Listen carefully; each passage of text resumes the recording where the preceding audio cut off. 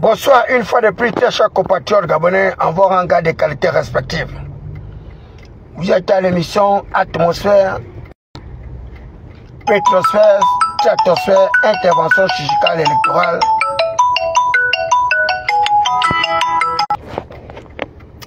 Voilà, donc je disais que vous êtes à l'émission Atmosphère, Intervention chirurgicale électorale, animée par le prince Adouma David Bakouma, la voix des sans-voix, la cristallisation des aspirations légitimes du peuple souverain. Le sujet qui défend la chronique aujourd'hui fait suite à cette espèce de victimisation de tes victimes, le lieutenant-colonel Onkama. Et j'ai reçu plusieurs appels des personnalités politiques, administratives et financières de notre pays qui s'interrogeaient sur les raisons pour lesquelles j'arrivais à défendre le lieutenant-colonel Onkama, qui n'est rien d'autre que le neveu d'aucuns disent que c'est le petit frère de Brice Koto légitime. Et à moi de leur rappeler que je suis leader d'opinion et j'ai horreur justement des injustices sociales. Et à ma qualité de syndicaliste, je n'accepte pas que l'image d'une personnalité soit ternie pour des raisons pécuniaires, pour des raisons économiques et financières. D'aucuns ont justifié mes prises de position par un pseudo-achat que le lieutenant, le colonel Onkama aurait donné de l'argent à David Bakouma pour pouvoir les défendre. Au moment où je vous parle, ce lieutenant-colonel, je ne le connais ni d'Adam ni d'Ève. J'ai eu une seule occasion de le rencontrer dans un salon feutré et calfeutré où il s'agissait pour nous d'organiser le soutien du chef de l'État et il était l'initiateur de cette rencontre. Et depuis ce jour-là, lui et moi, on ne s'est plus jamais revus. Mais je suis contre ces gens-là qui arrivent à profiter du leadership des autres. Ceux-là qui ont bénéficié justement de largesses du lieutenant-colonel, aujourd'hui, sont restés muets par rapport à toute la victimisation dont il est victime. Toutes les accusations dont il fait l'objet. Mais nous avons adopté une loi fondamentale avec des principes régaliens. Cette loi fondamentale parle du principe justement de la présomption d'innocence, cité par notre loi fondamentale. Et son principe dit quoi? Ceci, qui veut dire corriger, enseigner, convaincre et instruire. Que jusqu'à ce qu'on ait prouvé la culpabilité d'un individu au cours d'un procès contradictoire public, ce dernier est considéré comme innocent. Nous avons la presse officielle. Nous avons la presse présidentielle Gabon 24 et toutes les autres presses. Et ces presses-là ont pour objet d'informer le peuple souverain. Je ne peux pas être informé par un pseudo-activiste appelé Jonas Moulinda, dont j'avais déjà décrié les méthodes antipatriotiques dans le cadre justement de ces politiques d'information. C'est à travers Jonas Moulinda que nous avons appris que le colonel Onkama aurait fait l'objet de tout ce dont on le récrimine aujourd'hui. Mais j'insiste, j'affirme et je persiste que jusqu'à ce qu'on m'apporte la preuve contraire, je pense que c'est une espèce de machination. Vous étiez témoin lorsque tout le monde avait abandonné Hervé Patrick Opianga, l'accusant de tous les crimes et péchés de Jupiter de Saturne Uranus. J'étais le seul qui avait recusé cette attitude rétrograde et grabataire. À savoir qu'un viol doit être attesté par des éléments matériels. À savoir un certificat médical d'un médecin légiste et les aveux de celles qui auraient été violées. La pauvre fille d'Hervé Patrick Kopianga a été claire qu'elle n'a jamais fait l'objet d'un viol. Et les gens se sont arc-boutés pour accuser Hervé Patrick Kopianga de tous les noms d'oiseaux. Hervé Patrick Kopianga est rentré au Gabon. Malgré leur mandat d'arrêt international, malgré leur prise de position. Et je suis heureux d'avoir été celui-là qui avait attiré l'attention de Brice Koté Oligui Nguema sur cette machination judiciaire. Hervé Patrick Kopianga est rentré plus fort que jamais. Après un exil forcé, aujourd'hui, il a des gardes-corps à ses côtés, quand bien même ses services de renseignement et de communication ont oublié David Mbelakoum. Mais j'ai fait ma part en tant que syndicaliste, en tant que leader d'opinion et autres. Il est de même pour Brice Lakou Chelenga, qui m'avait reçu au sortir de sa prison, avec qui j'ai eu un échange fructueux, qui aujourd'hui semble ne plus me connaître, semble m'avoir ignoré. Mais je ne m'arrêterai pas là. C'est un sacerdoce, être un syndicaliste. Nous avons accepté d'exercer ce métier pour défendre le plus grand nombre de personnes. Il est de même pour Aurélien Mitsami Nguema, petit frère du chef de l'État, qui était directeur général du budget. Lorsqu'il avait fait l'objet des attaques virulentes avec Kash Moudiama, qui est devenu l'ami du chef d'État, ce qui est devenu son chérubin au détriment de David Mbelakoum. Après avoir vilipendé le propre petit frère du chef d'État, qui était directeur général du budget, à travers des ripostes non graduées, qui ont d'ailleurs servi d'alibi pour que le petit frère du chef d'État soit débarqué de son point de directeur général du budget. J'étais encore celui-là qui a défendu le petit frère du chef d'État. Je n'ai jamais reçu un clopin de Mitsami Nguema qui était directeur général du budget. Je ne sais même pas s'il me connaît ni d'Adam ni d'Ève. Mais j'avais porté également ma réserve par rapport à toutes les récriminations dont il avait fait l'objet. Accusé à tort ou à raison d'avoir détourné les fonds publics par bande organisée. Mais le ministre de l'économie, devenu une députée par procuration dans la commune de Nili. Et celui-là qui avait été interpellé auprès de la commission de la lutte contre l'enrichissement illicite avec le ministre du budget Charles Mba. C'est l'histoire politique et économique sur notre pays. Et je vous ferai toujours le devoir de vous rappeler cette histoire. Aurélien Toutoum, trésorier de l'Union démocratique des bâtisseurs, a oublié l'adresse de David Mbelakoum. Et c'est cette ingratitude de ces personnages politiques dont on a toujours recusé. Mais ces gens-là, pour faire s'acoquiner des courtisans, des intrigants, des chanteurs, des canteurs, leurs louanges mortifères, incapables de leur protéger, incapables de leur apporter de réfléchir dans le cadre de la conquête ou de la reconquête du pouvoir. Mais vous allez continuer à souffrir dans ce pays où vous refusez de respecter les fils des prolétaires que nous sommes.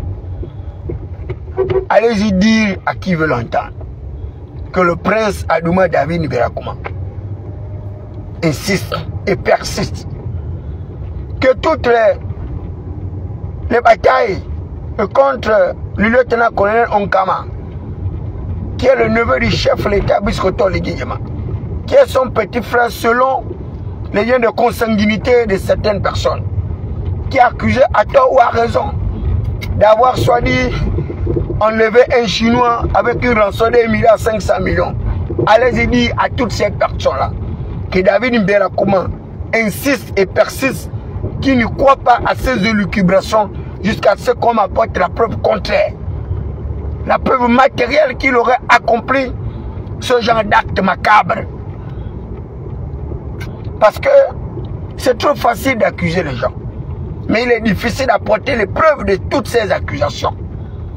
Mais ses propres petits frères du chef de l'État, au même titre à l'époque de Frédéric Bongo, petit frère du chef de l'État, ne peuvent qu'être victimes de toutes les récriminations, les accusations. Et c'est dommage et regrettable.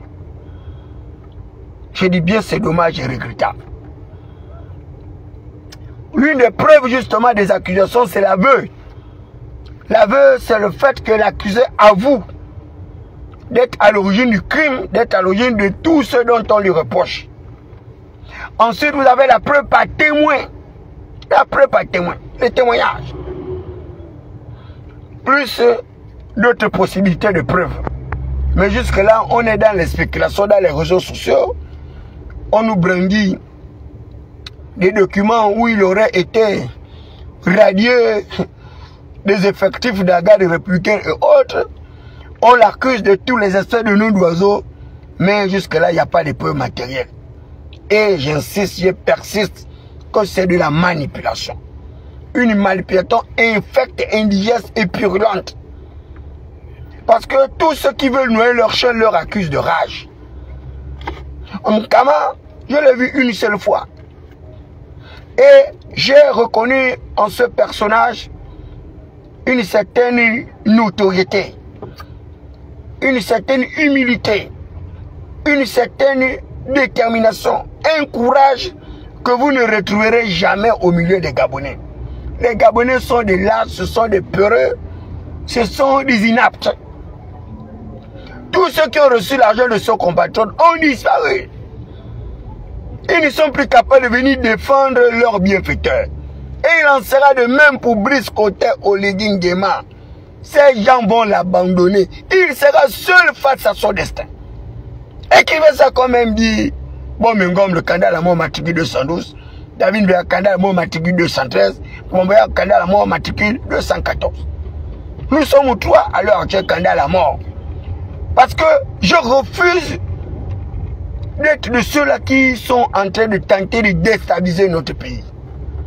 Brice Koté Oligui Nguema doit faire preuve de vigilance et de retenue prudente. Ces gens-là vont la mener vers des lois, vers une route dépravée. La Bible dit que telle voie paraît juste, mais son issue mène à la mort. Les amis, nous sortons d'une élection où j'étais parmi ceux-là qui avaient dit que Brice Koté Oligui Nguema ne devait pas avoir une formation politique. On m'a insulté, on m'a humilié, ils m'ont traité de tous les noms. J'ai dit, dès que Brice Koté Oligui aurait une formation politique, nous allons assister à une catastrophe électorale. Et que tous ces partis politiques vont disparaître. Et la formation politique Brice Koté Oligui Nguema sera seule avec le Parti démocratique gabonais. Où en sommes-nous aujourd'hui? Mais vous êtes au début de vos peines. Parce que c'est maintenant que la vraie bataille pour la 5e République va débuter. Et c'est pourquoi je m'étais érigé en 3e voie, la voie du non-alignement. Quand bien même j'étais directeur de campagne adjoint de Brice Koté Oligui Nguema dans le 3e arrondissement de vie, où nous avons eu les meilleurs résultats électoraux dans la première élection. J'ai été candidat. Vous avez vu Eloane Zondo avoir les meilleurs résultats électoraux encore dans la première élection. Vous l'avez vu les obtenir. Je suis allé candidat pour retirer mes voix que j'ai apportées à Brice Koté Oligui Nguema. Ils m'ont attribué 3% de voix sans avoir mené une campagne électorale, sans avoir même payé la caution. C'est l'État qui a payé ma caution. 2 millions de francs CFA. Si vous ne le savez pas, je vous le dis aujourd'hui. Parce que je l'avais dit à l'État qu'il est hors de question pour moi de payer 1 million de francs CFA de caution alors que l'État gabonais me doit de l'argent. La dette intérieure. L'État me doit mes rappels sur sol, mes avances mathématiques et autres. Depuis le port de Nosima, on a payé les autres, on ne m'a jamais payé. Depuis le port de Brice Koté Oligui Nguema, on a payé les autres, on ne m'a pas payé. Et là, pour avoir réclamé le paiement de mes avances et rappels sur sol, et ils ont jugé utile de me traduire en conseil de discipline. Les membres du CTRI, un comité de transition factice, avec des manipulateurs à la tête, avec leur chef suprême, le Conseil national de la transition CNT, qui continue à régenter l'activité politique économique sur notre pays, où ils veulent militariser l'administration. Et ces individus, sans foi ni loi, m'ont mis sous bon de caisse, m'ont traqué, comme une bête, comme un chien, comme un essai comme un marginal, comme un esprit de la croissance économique, après avoir effectué 20 ans de service au ministère des Affaires étrangères. Plus de 50 ans, ils m'ont même empêché de faire le concours de l'ENA. Ils m'ont empêché de repartir à l'école. Ces ignobles personnages qui pensent qu'au petit bonheur, la chance, il peut m'écraser. Vous ne parviendrez jamais à m'écraser. Et je vous dis, cette bataille à 5e République va être rude.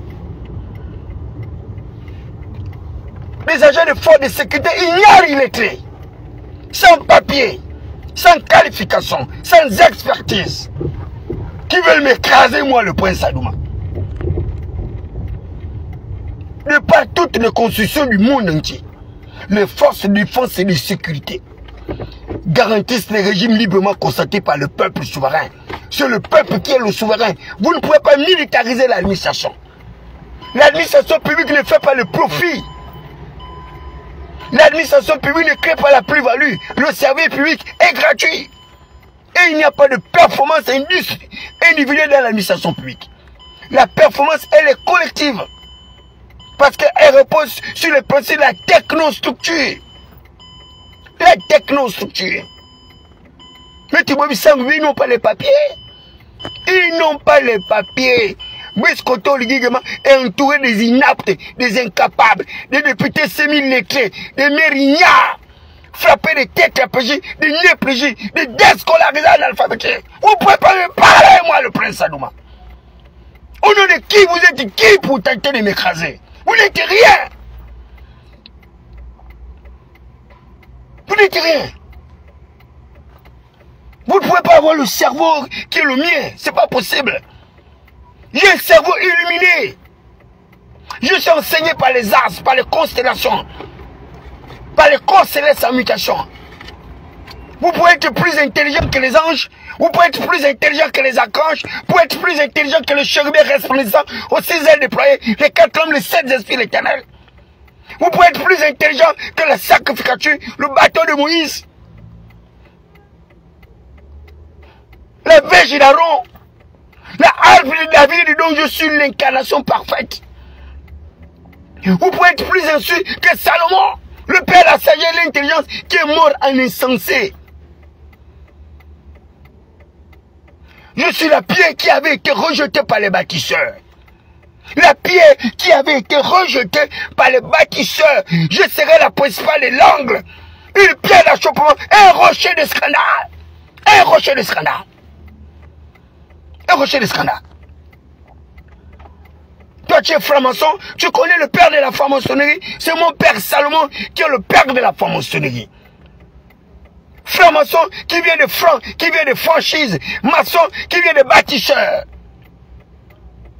Vous pouvez bâtir quoi? Vous êtes des menteurs.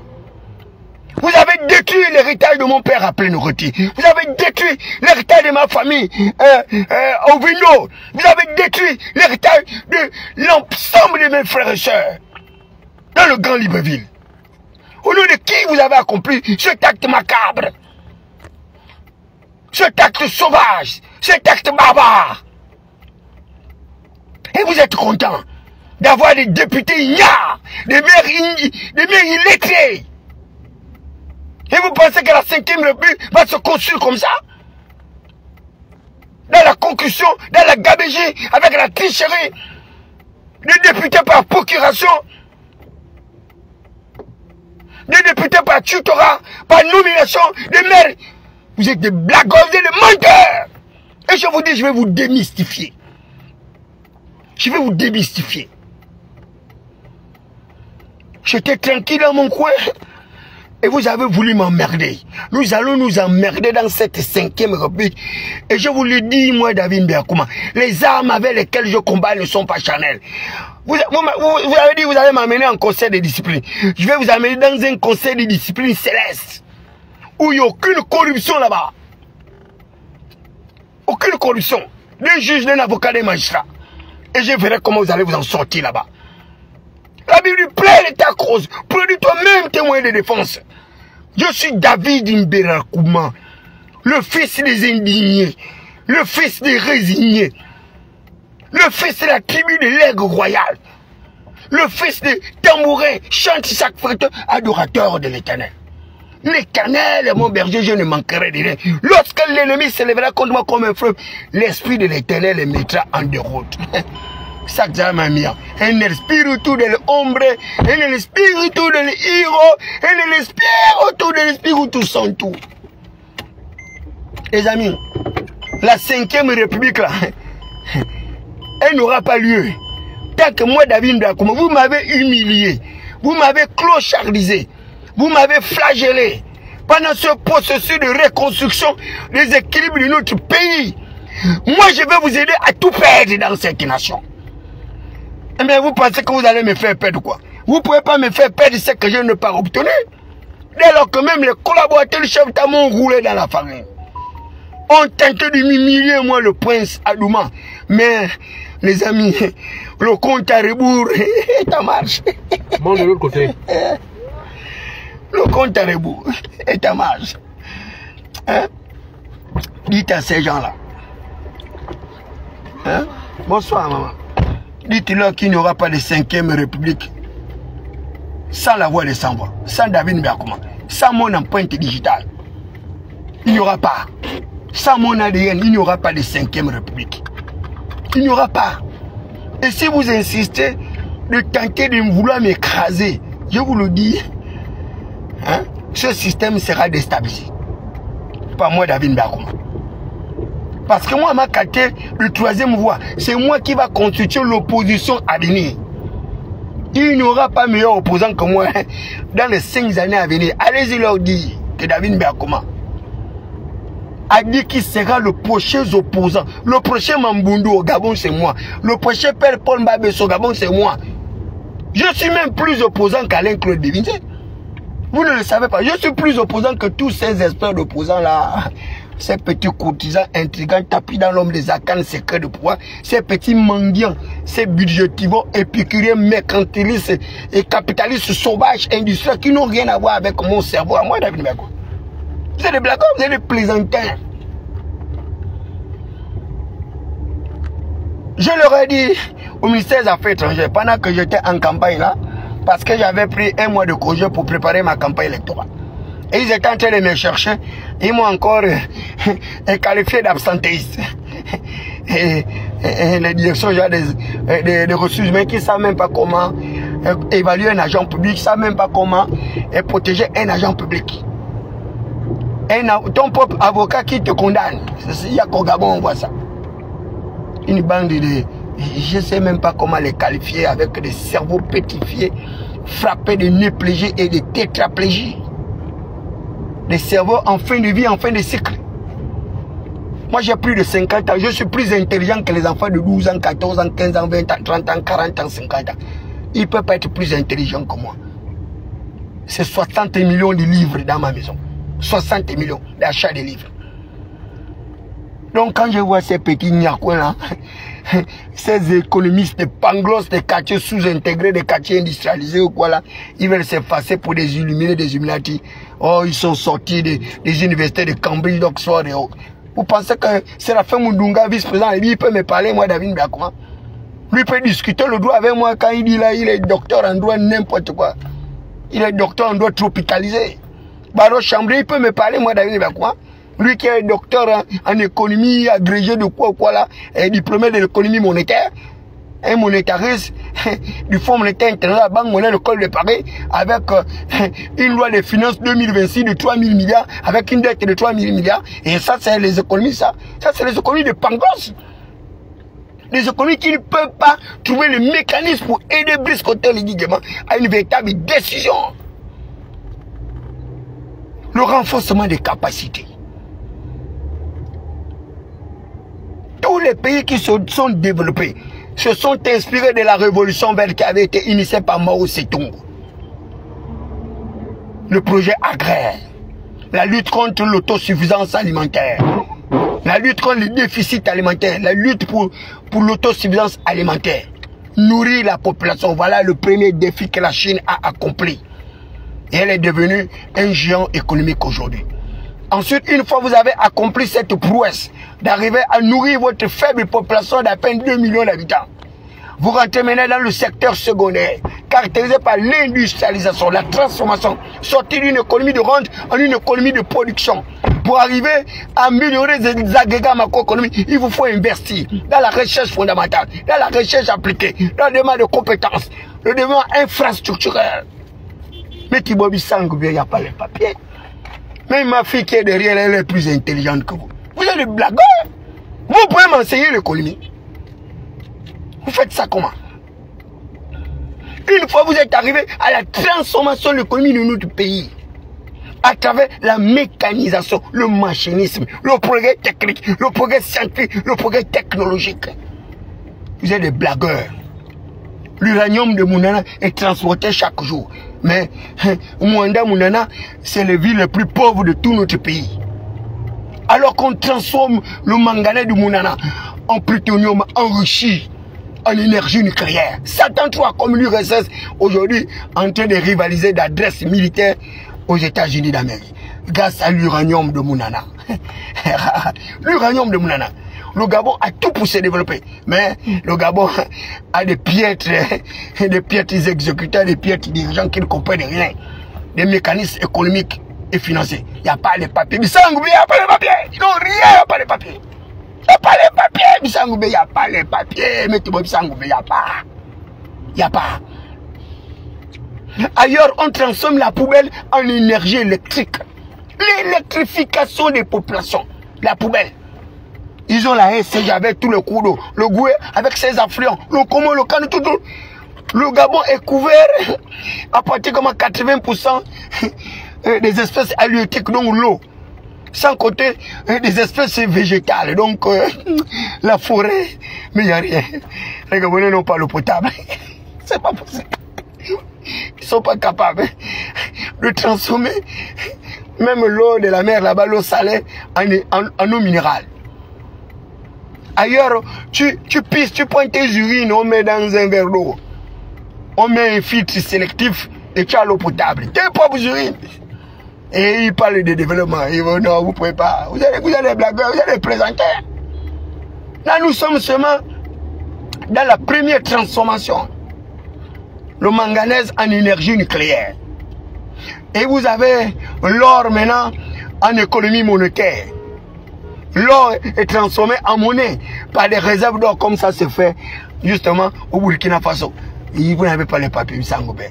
La poubelle en énergie électrique, il n'y a pas les papiers. On transforme la poubelle en humus, en engrais pour accroître la productivité agricole. Il n'y a pas les papiers. Pour arriver à une production de masse pour une consommation de masse, il n'y a pas les papiers. Ils n'ont pas. Lorsque vous arrivez maintenant dans la dernière transmutation, c'est-à-dire le service, le développement des biens individuels. Et des biens. Oh Seigneur. Ah, non. Non, c'est pas possible. Là-bas, c'est le haut niveau maintenant. Donc le secteur tertiaire. Là-bas, c'est le développement des services. Le développement des compétences. L'investissement dans la recherche fondamentale, dans la recherche appliquée, dans l'amélioration des savoirs, le progrès technique. Il n'y a pas, vous ne pouvez pas. Là-bas, c'est l'aménagement, là-bas, c'est le dernier level.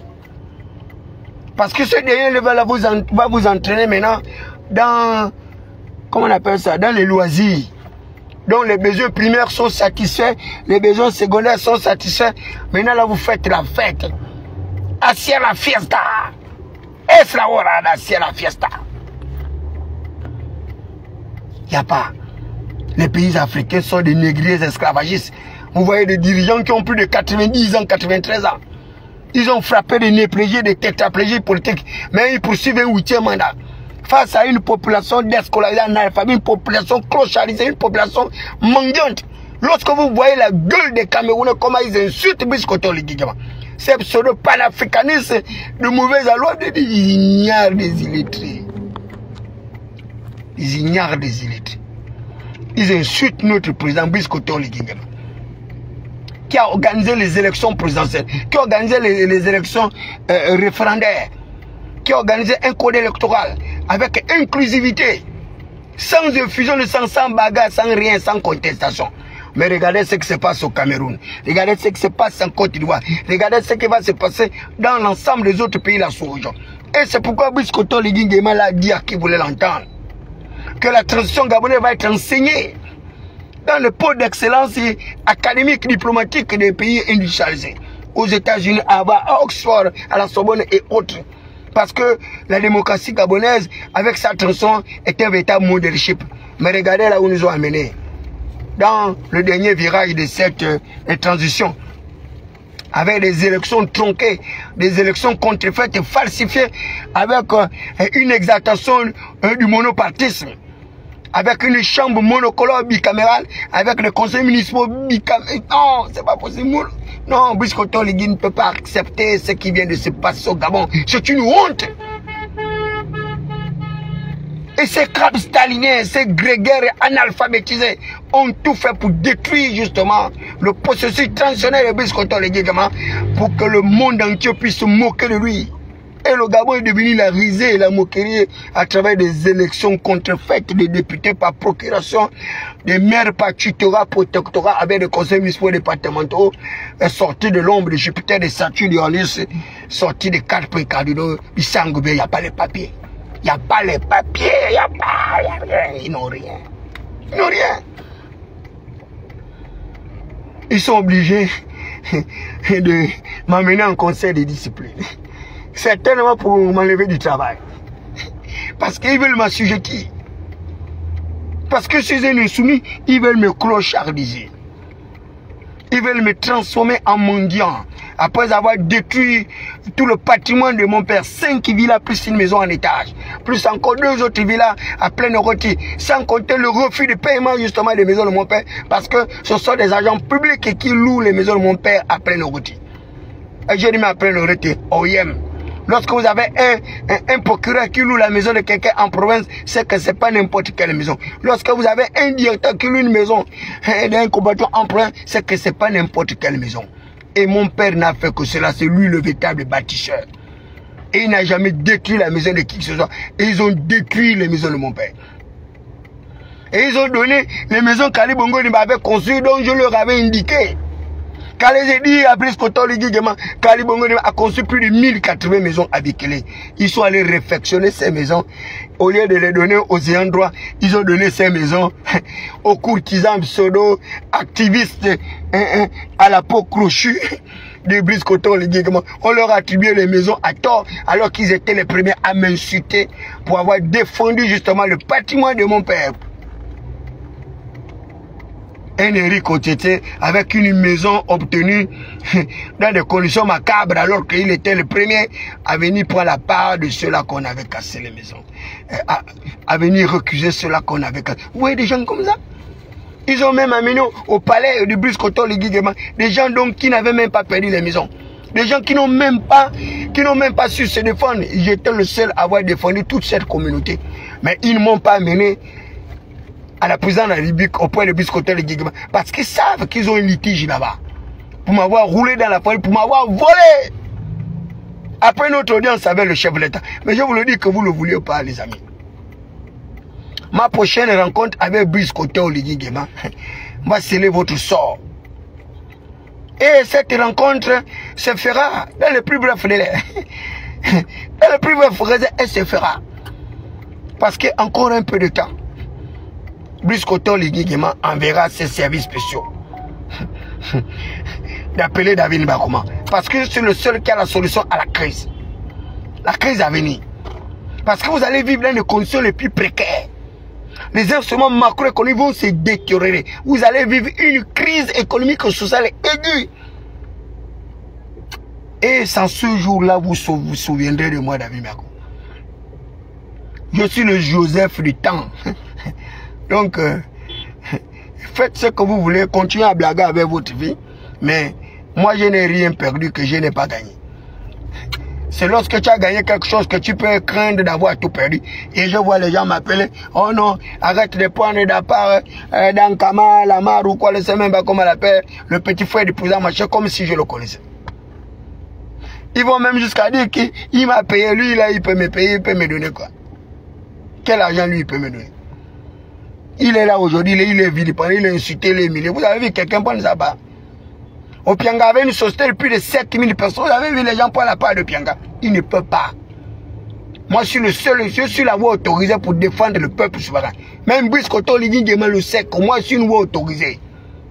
C'est mon métier, je suis l'avocat des sans-voix. C'est moi le magistrat.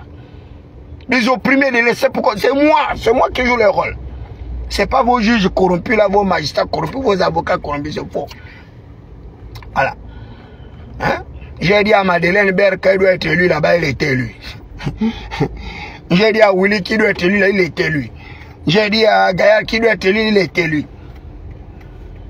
Le seul candidat que j'ai soutenu qui n'a pas été élu, c'est le côté de Veno. Où j'avais le choix entre ma mère Jeanne Bagou et mon très cher petit frère, le conseiller du chef de l'État, donc Hugues Régis Mayon, malheureusement qui n'a pas gagné. Mais partout où je me suis déclaré pour l'un ou pour l'autre, ils ont gagné. Sauf également Madame Alokatile, Fernando Marobo a été battu par un membre de l'Union démocratique des bâtis. Donc je connais tous les acteurs politiques étatiques gabonais. Je les connais tous autant qu'ils sont. Il n'y a pas un seul qui va dire je ne le connais pas. Je les connais tous. Je connais leur trajectoire destin. Je connais ceux qui ont le papier, ceux qui n'ont pas le papier. Babalina Bissango, Babé Bissango, mais tout ce que vous faites là, c'est la rigolade. Voilà. La franc-maçonnerie ne vous rendra jamais plus intelligent que David Bakouma. Jamais. La rose quoi ne vous rendra jamais plus intelligent que moi, c'est faux. Vos églises de réveil charismatique et machin ne vous rendront plus intelligent que David Bakouma. Jamais. Parce que vous avez vendu votre âme au diable. Moi, je ne vendrai pas mon âme au diable. Il y a la noblesse dans la pauvreté. Donc, si vous pensez que vous êtes devenus des hommes riches, fortunés, machin, il y a la noblesse dans la pauvreté. Il y a des gens pauvres qui sont plus honorés que vous, qui avez l'argent, qui avez une richesse acquise sur les chemins dépravés de la concussion, la gabegie et autres. Voilà. Donc, je ne suis pas de vôtres, je ne suis pas de votre acabit. Donc, continuez à transformer le lieutenant-colonel de votre punching ball. Aujourd'hui, vous avez oublié tous les services qu'il vous a rendus. Vous avez oublié que c'était l'un des protecteurs rapprochés du chef de l'État qui est son propre grand-frère ou son neveu, son oncle. C'est bien pour vous. Hein? Continuez à vilipender ce personnage. Chassez-le, radiez-le, jetez-le en prison, tuez-le, faites tout ce que vous voulez. Mais je vous le dis, hein? L'ingratitude ne sera jamais récompensée. Moi, je sais une seule chose, c'est que j'ai rencontré ce monsieur-là, je l'ai rencontré une seule fois à la Sablière.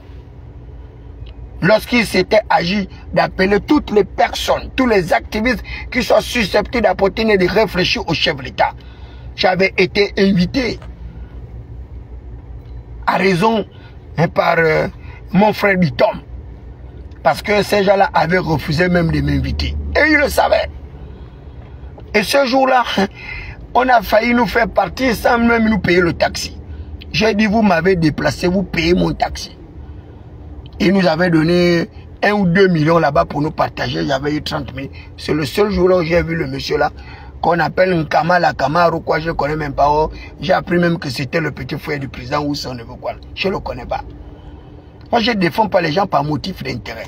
Je défends les gens par raison, par logique cartésienne. Je défends les gens par responsabilité, par respectabilité, par probité, par éthique. Vous ne pouvez pas comme ça détruire les vies des gens. Parce que ces gens-là sont placés à des postes de responsabilité. Vous pensez que le petit frère du président doit vivre au quartier comme moi des rives, mais quoi? Non. Si même moi j'ai dormi au palais, c'est le petit frère du président qui doit dormir dans la rue. Ça ne vous va pas. Vous avez quel problème? Quel est votre problème? Vous ne savez pas que le petit frère du président, il vit au palais comme le président.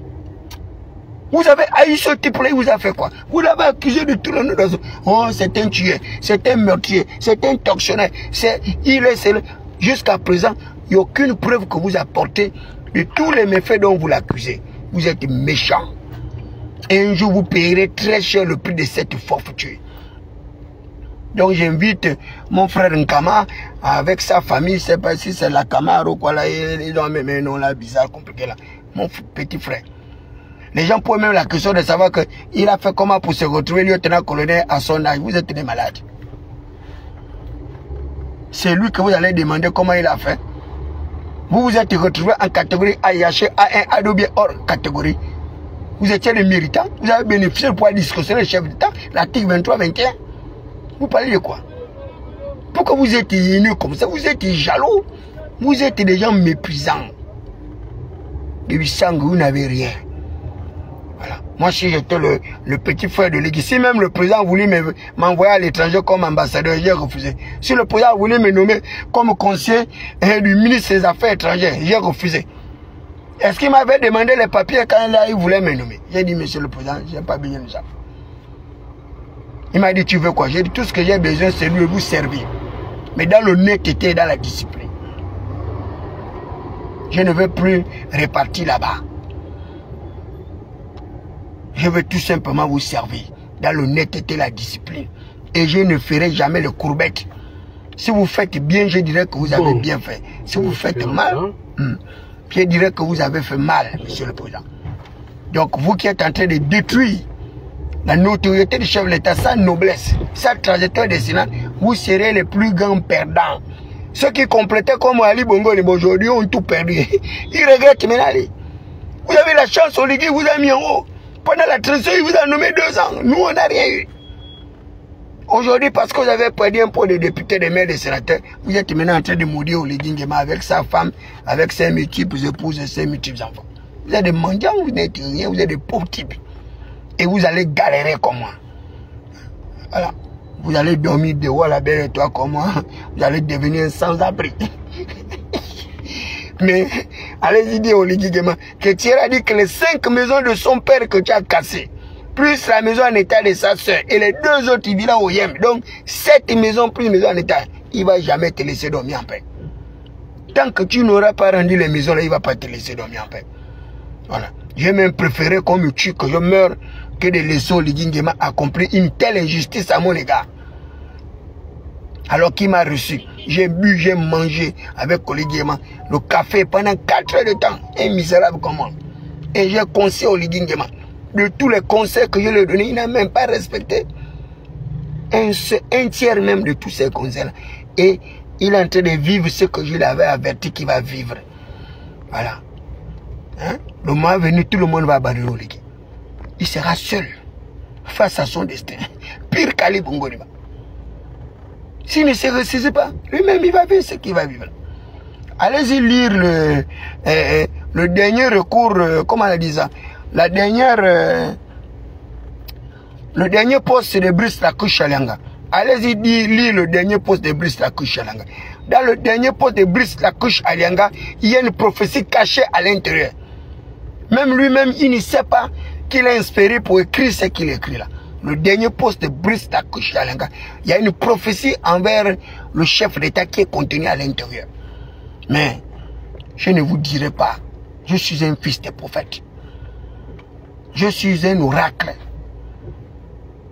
Je suis celui-là qui publie la sagesse des temps anciens.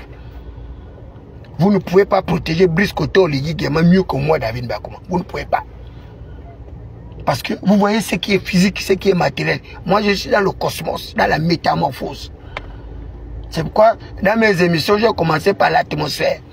L'atmosphère, pétrosphère. Pétrosphère, hydrosphère. Hydrosphère, cosmos. Maintenant, il y a le dernier niveau. La dernière dimension dans laquelle je vais rentrer là. Puisque ces gens-là veulent m'emmerder.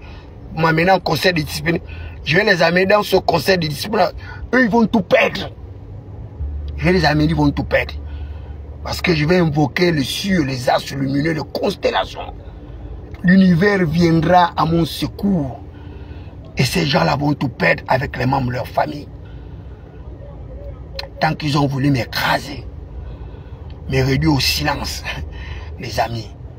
Toute cette semaine-là, c'est moi qui vais vous amener dans un processus de désorganisation étatique. La désorganisation étatique. Je vais vous amener dans un système de désinstitutionnalisation étatique. La désinstitutionnalisation de l'État. L'État qui est la forme la plus achevée du pouvoir va être désinstitutionnalisé, désactivé.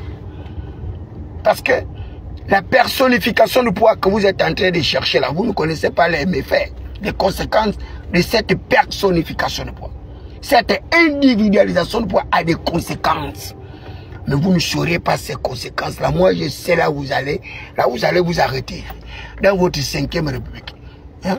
On attend que la 5e République soit matérialisée. Pour le moment, elle n'est que conceptualisée.